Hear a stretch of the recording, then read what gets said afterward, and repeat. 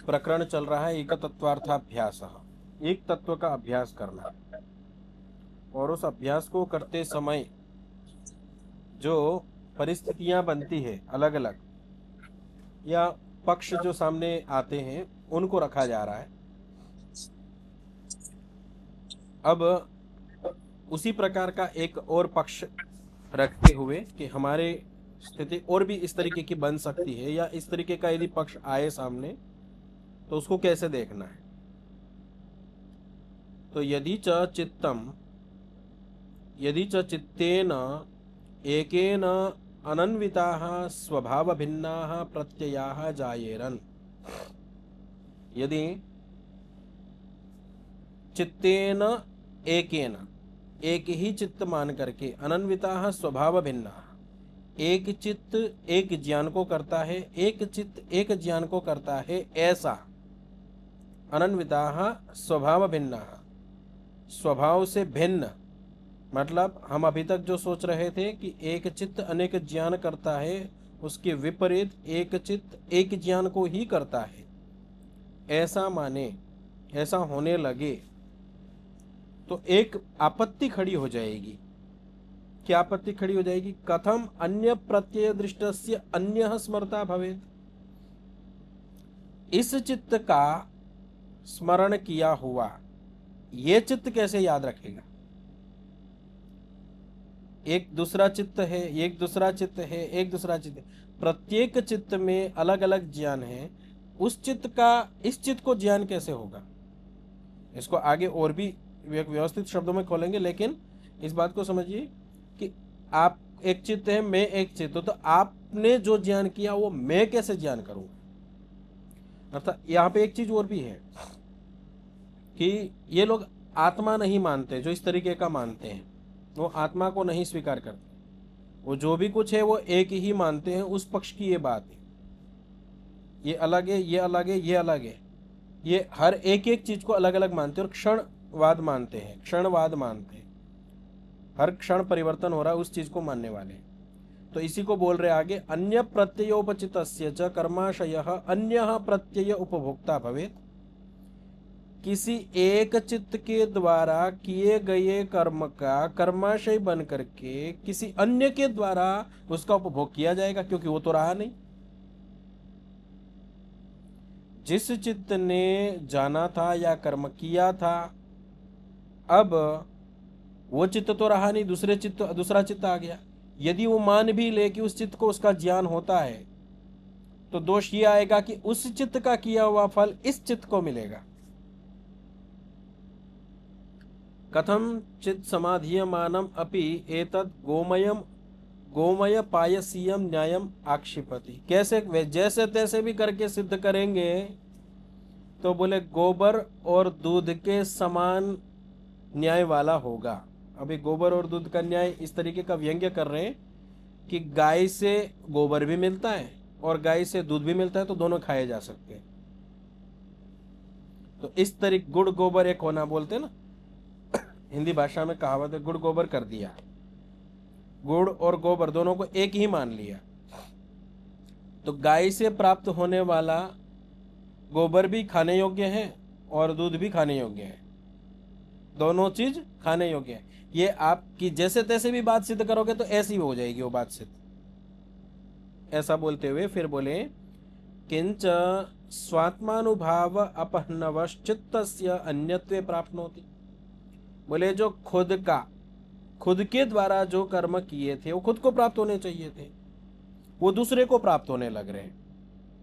किंच स्वात्मानुभव अपहन्नवा, अर्थात जो खुद ने हमने प्राप्त किए थे, चित्तस्य अन्यत्वे प्राप्नोति, वो दूसरे चित्त मानने पर दूसरे को प्राप्त हो रहा है। कथम, कैसे? अब उसको समझा रहे।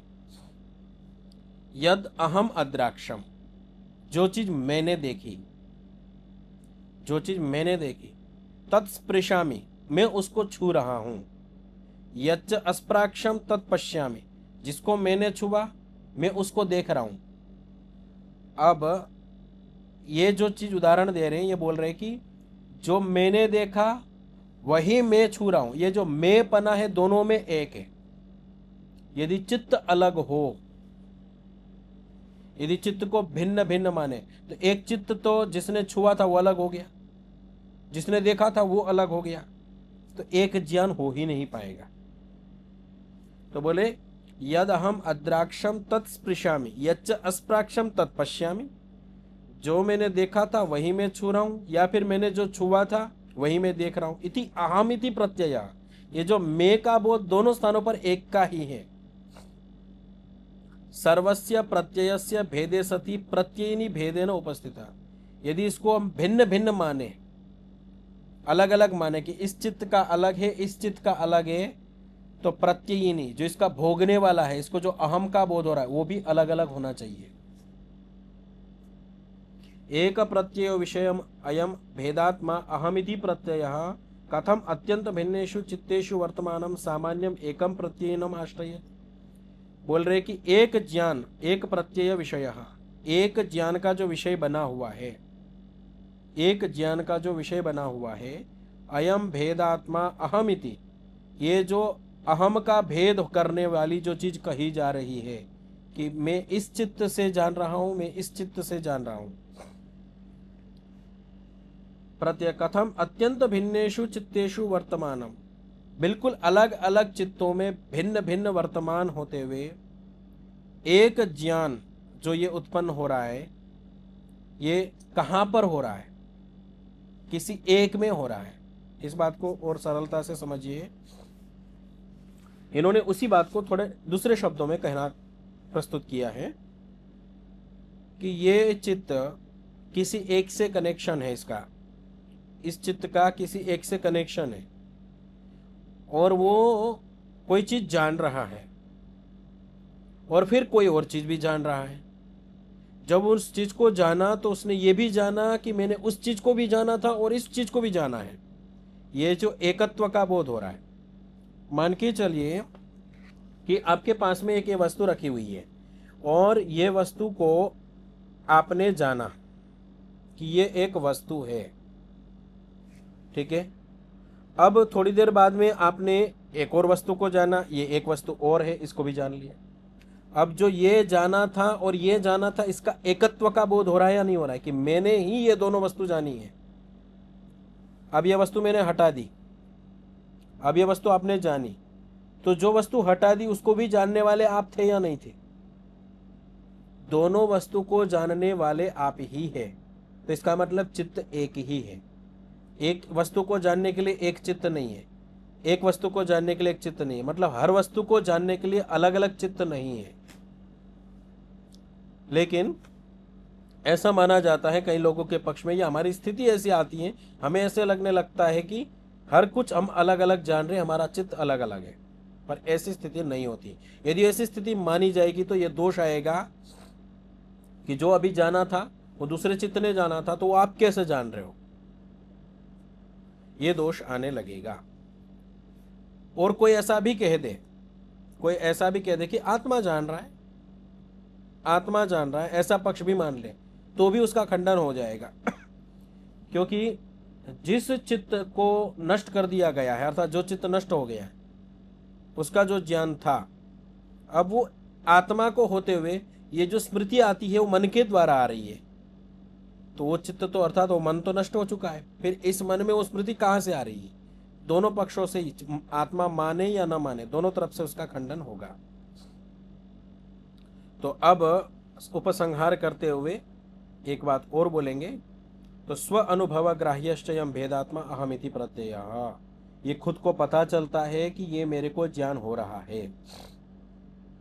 न च प्रत्यक्षस्य महात्म्यम प्रमाणांतरेण अभिभूयते, ऐसा कोई सा भी प्रमाण नहीं है जो प्रत्यक्ष को खंडित कर सके।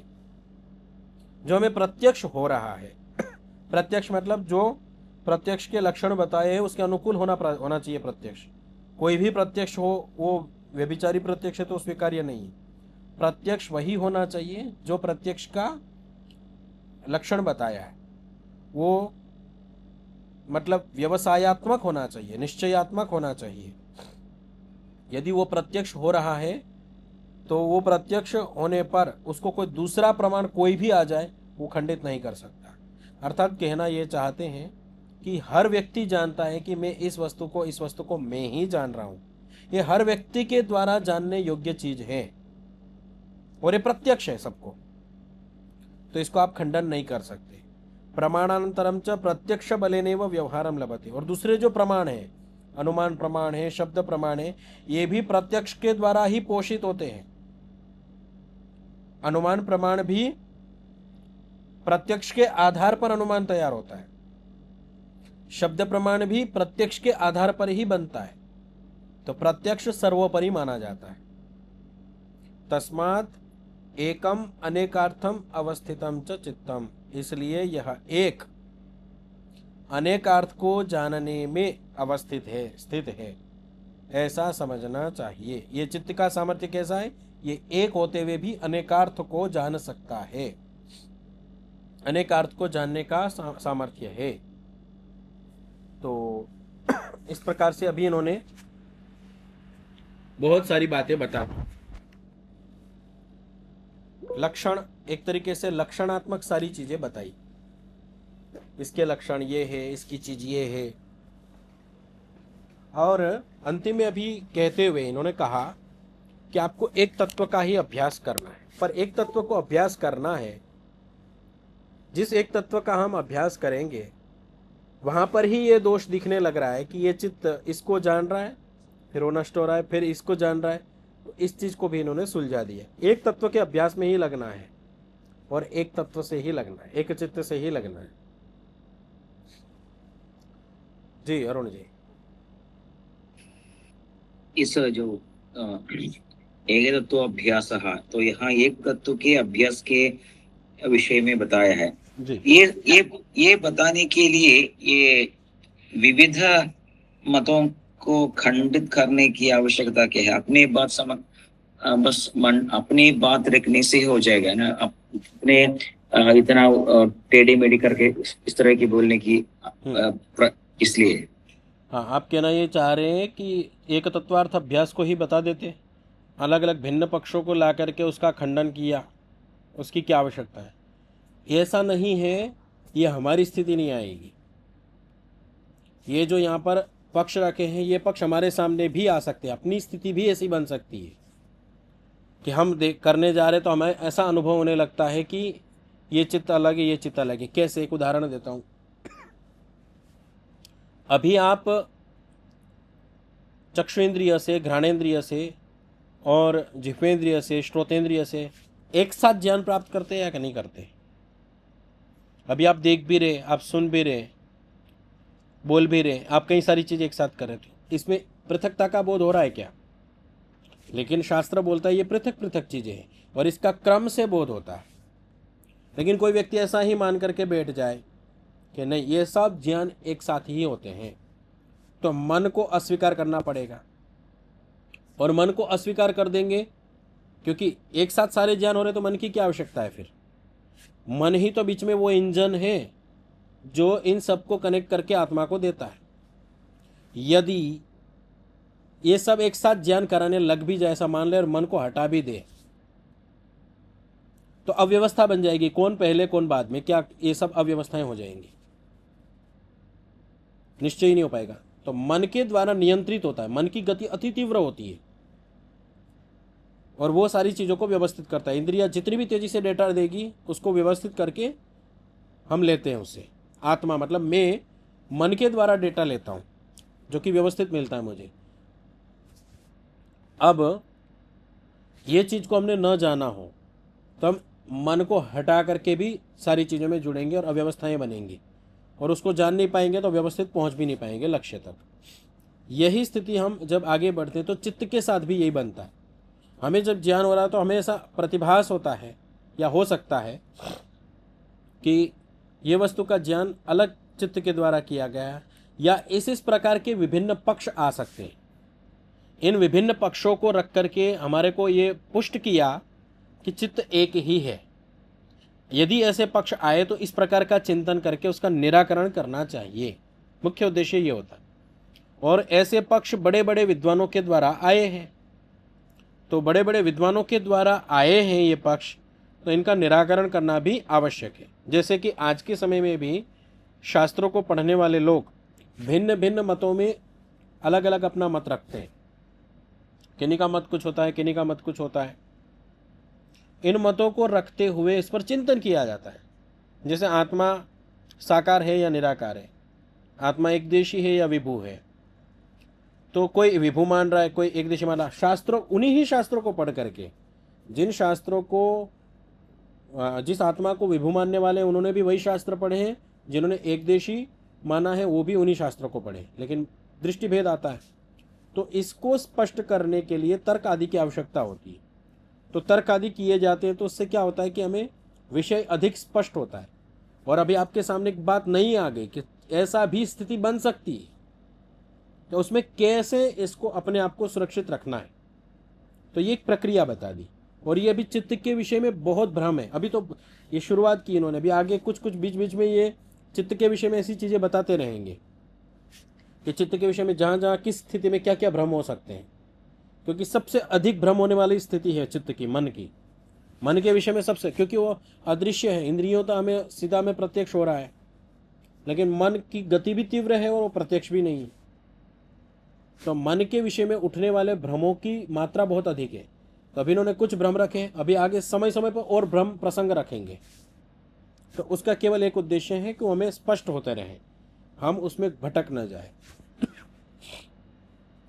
अब आगे प्रकरण चल रहा है, तो इन्होंने सब चीज़ें बता दी। योगश्चित्त वृत्ति निरोधः, योग से चित्त की वृत्तियों का निरोध होता है, योग उसको कहते हैं। तदा दृष्टु स्वरूप अवस्थानाम वृत्ति सारूप्यमितरत्र वृत्तयः पंचतयः, 5 प्रकार की वृत्तियाँ भी बता दी। क्लिष्ट अक्लिष्ट वृत्तियाँ बता करके, उनके विभाजन लक्षण बता करके, और अन्य अनेक प्रकार की चीज़ें बता करके ईश्वर प्रणिधान आदि विषयों को भी रखा। ईश्वर प्रणिधान आदि करने के लिए क्या क्या चीज़ें आवश्यक है, तो अभ्यास वैराग्य की वो भी बता दिया। और अभ्यास वैराग्य को करते समय अर्थात हम क्या करें, तो अभी ये बताया कि एक तत्व का अभ्यास करें, उसमें भी उठने वाले जो विघ्न थे या बाधाएं आ सकती है, उस संभावनाओं को भी दूर करने का प्रयास किया। पर अभी भी संतुष्टि नहीं हुई है, इसलिए एक प्रसंग उठाते हुए कह रहे, यस्य चित्तस्य अवस्थितस्य इदम शास्त्रेण परिकर्म निर्दिश्यते तत्कथम।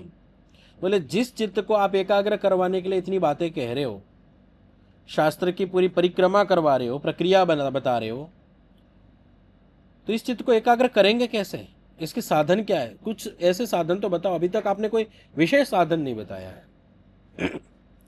तो कई बार ऐसा होता है ना, जो सूक्ष्म साधन होते हैं पकड़ में नहीं आते हैं। जैसे अभ्यास वैराग्य बड़ी चीज हो गई और अति सूक्ष्म चीजें हैं ये। ऊपर ऊपर से तो हट सकती है, लेकिन अंदर से उसको हटाना बड़ा कठिन चीजें है। तो कुछ स्थूल चीजें बताओ ना आप, कुछ ऐसे चीजें जो मतलब हम कर सके, मतलब जहाँ से शुरुआत करनी चाहिए, आरंभिक स्थिति, सरल सरल कुछ चीजें तो क्या हो सकती है। तो आरंभिक स्थिति हमारी कहाँ से शुरू हो, तो उन विषयों को रखते हुए बोल रहे हैं। सूत्र बोलेंगे, मैत्री करुणाम उदितोपेक्षाणाम सुख दुख पुण्य पुण्य विषयाणाम भावनातः चित्त प्रसादनम। बोले चित्त को प्रसन्न करना चाहते हैं, यहां पर प्रसन्नता से उद्देश्य है चित्त को एकाग्र करना चाहते हैं, एक स्थित करना चाहते हैं, क्योंकि उद्देश्य हमारा वही है। चित्त को एकाग्र करने के प्रसंग में बात बोली जा रही। तो चित्त को आह्लादित प्रसन्न युक्त करना चाहते हैं। चित्त प्रसन्न कब होगा? जब हम एकाग्र हो जाएंगे, हमारा जो उद्देश्य है वो प्राप्त हो जाएगा। तो बोले जी चित्त को प्रसन्न करना चाहते हैं तो कुछ भावनाएं करनी पड़ेंगी। क्या भावनाएं करनी पड़ेंगी? तो बोले मैत्री, मैत्री भाव लाना पड़ेगा, करुणा भाव लाना पड़ेगा। करुणा भाव के साथ साथ मुदिता, उदिता बोल दिया था मैंने, करुणा मुदिता, मुदिता भाव लाना पड़ेगा और उपेक्षा भाव लाना पड़ेगा। अब मैत्री भाव क्या होता है, तो उसको अलग आगे आगे वाले विषयों से जोड़ा हुआ है। मैत्री सुख के साथ जुड़ा हुआ है, करुणा दुख के साथ जुड़ा हुआ है, मुदिता पुण्य के साथ जुड़ा हुआ है और उपेक्षा अपुण्य के साथ जुड़ा हुआ है। ये जोड़े बने हुए। अब मैत्री होनी चाहिए, मित्रता का भाव होना चाहिए। मित्रता का भाव कैसे? कोई सुखी है तो उसके प्रति मित्रता होती है, मित्रता का भाव आना चाहिए। कोई सुखी है, प्रसन्न है, या जिसके प्रति, ऐसा तो आवश्यक नहीं कि पूरे संसार में आप हर कोई सुखी है तो उससे मित्रता कर लो या वो आपसे मित्रता कर ले, तो संभव नहीं है। लेकिन भावना तो बन सकती है, अंदर तो भाव आ ही सकते हैं कि व्यक्ति अच्छा है, इसके लिए कुछ अच्छा करना चाहिए, वो कुछ सुधरने के लिए लगा हुआ है तो उसके लिए हम सहयोग करते हैं। मित्र का लक्षण बतान, पापा निवारयति योजते हिताय, जो मतलब हितों में लगाना चाहता है, माता की तरह उसकी रक्षा करता है, उसको मित्र कहा है। वो पापों से दूर करना चाहता है, पर वो सामने वाला उसमें उद्युक्त होना चाहिए। ऐसा नहीं कि आप जबरदस्ती करने लगो। यदि सामने वाला इस चीज को करने में प्रसन्न है, सुखी है, तो आप मित्रता के लिए आगे बढ़ते हैं, या वो सामने वाला मित्रता के लिए आगे बढ़ता है। मित्रता का भाव आना, किसी को सुखी देख करके अच्छा लगना, ये मैत्री है। होता क्या है, अक्सर किसी को सुखी देख करके हमें बुरा लगता है, ऐसा जीवन में बहुत होता है। तो इसलिए बात को यहाँ पर, क्योंकि अभी स्थूल उपाय बता रहे, तो स्थूल उपायों में कोई बहुत अच्छा आगे बढ़ रहा है तो उस आगे बढ़ते हुए व्यक्ति को देख करके मैत्री भाव आना। थोड़ा सा प्रसंगांतर ले जा रहा हूं। वैसे तो योगी लोग वगैरह जो होते हैं उनमें बहुत अच्छे से दिखता है कि कोई व्यक्ति, उससे कोई मतलब नहीं, लेकिन उस व्यक्ति को आगे बढ़ता हुआ देख करके ही उसको बहुत प्रसन्नता होने लगती है, केवल आगे बढ़ रहा है। देखो, माता पिता को तो अच्छा लगता ही है, तो माता पिता तो सबसे अच्छे मित्र हो ही गए। लेकिन कोई हमारे से संबंध ही नहीं है, हमारे से कोई व्यवहार ही नहीं है, उसके बाद भी वो आगे बढ़ रहा है तो अच्छा लगना, ये दूसरा स्टेप है। ठीक है। तीसरा स्टेप, हमारा विरोधी है और फिर भी वो उन्नति कर रहा है, फिर भी प्रसन्न होना है। ये बहुत बड़ी चीज है जो कि हो नहीं पाती। उस परिस्थिति में भी मैत्री का भाव आना, ये थोड़ा कुछ परसेंटेज हम अपने आंकलन के अनुसार देखते हैं, मोदी जी में दिखता है।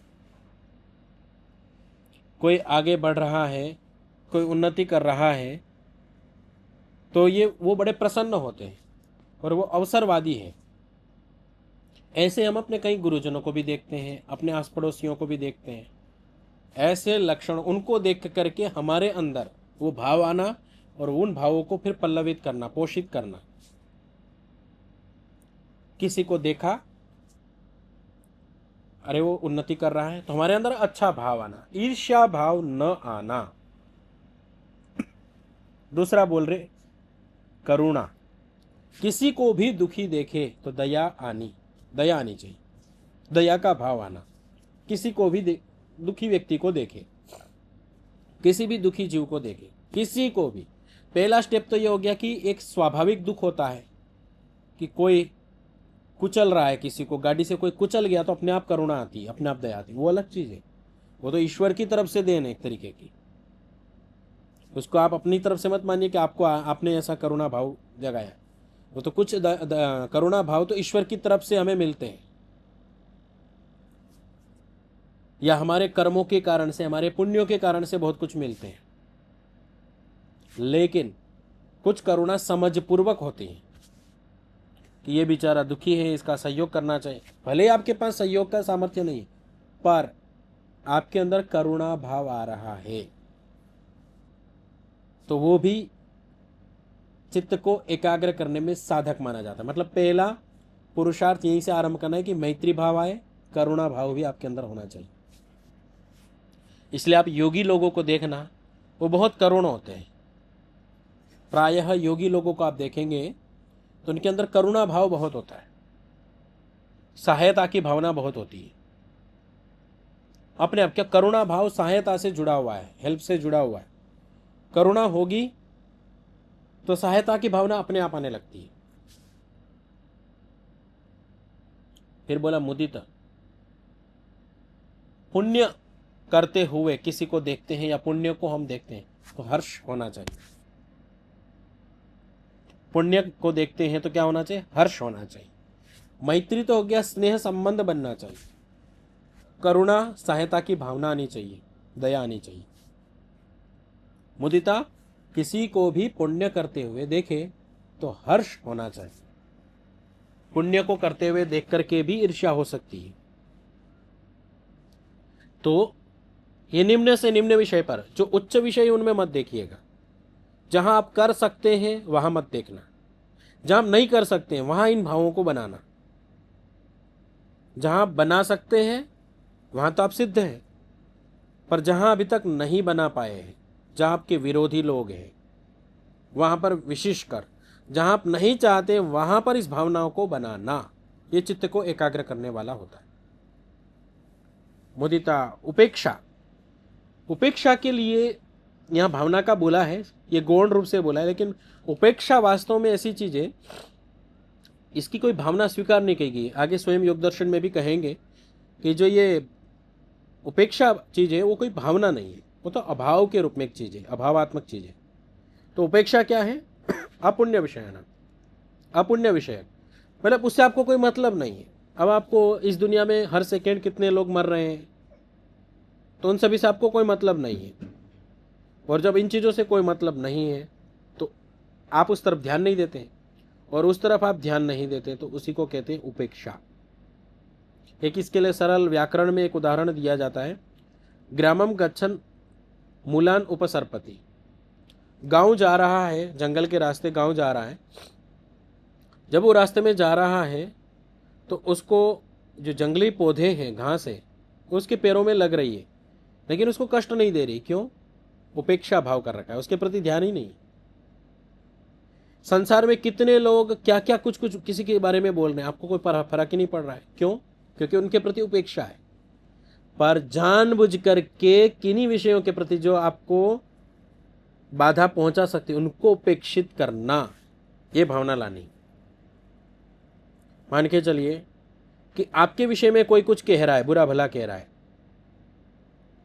और आप उससे प्रभावित हो रहे हैं, मतलब आप उसको उपेक्षित नहीं कर रहे हैं, और आप उस चीज को उपेक्षित कर रहे हैं तो आपको कष्ट नहीं देंगे।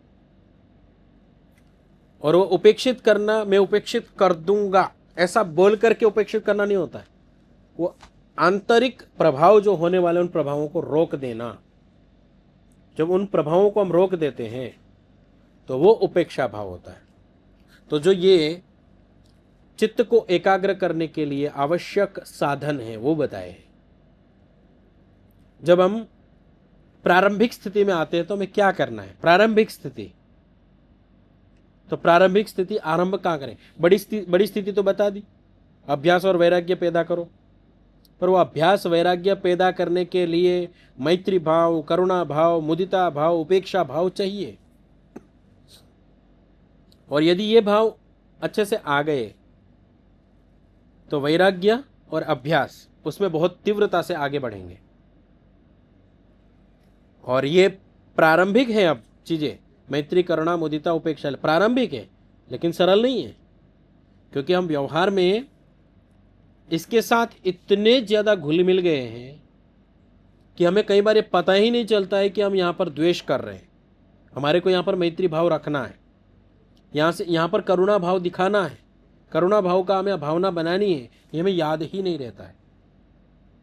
और याद की तो बात दूर, अभी मैंने आपके सामने सूत्र बोला तो बहुत सारों को तो ये सूत्र के बाद पता चला होगा कि ये 4 विभाग है, और इन 4 विभागों पर हमारा ध्यान जाना चाहिए। अभी ध्यान जाना चाहिए, ये बात है चित्त को एकाग्र करने वाली।